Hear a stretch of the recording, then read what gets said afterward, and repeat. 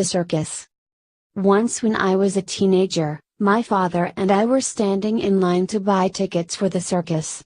Finally, there was only one family between us and the ticket counter. This family made a big impression on me. There were 8 children, all probably under the age of 12. You could tell they didn't have a lot of money. Their clothes were not expensive, but they were clean. The children were well behaved, all of them standing in line, 2 by a row behind their parents, holding hands. They were excitedly jabbering about the clowns, elephants and other acts they would see that night. One could sense they had never been to the circus before. It promised to be a highlight of their young lives. The father and mother were at the head of the pack, standing proud as could be. The mother was holding her husband's hand, looking up at him as if to say, "You're my knight in shining armor."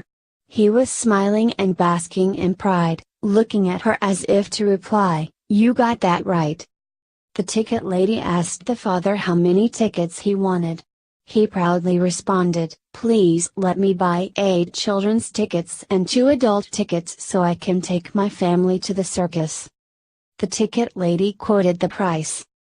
The man's wife let go of his hand, her head dropped, the man's lip began to quiver. The father leaned a little closer and asked, "How much did you say?" The ticket lady again quoted the price. The man didn't have enough money. How was he supposed to turn and tell his 8 kids that he didn't have enough money to take them to the circus? Seeing what was going on, my dad put his hand into his pocket, pulled out a $20 bill and dropped it on the ground. We were not wealthy in any sense of the word. My father reached down, picked up the bill, tapped the man on the shoulder and said, "Excuse me, sir, and this fell out of your pocket." The man knew what was going on.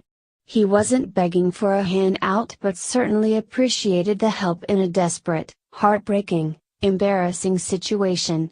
He looked straight into my dad's eyes, took my dad's hand in both of his, squeezed tightly onto the $20 bill, and with his lip quivering and a tear streaming down his cheek, he replied, thank you, sir.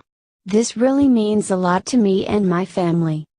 My father and I went back to our car and drove home.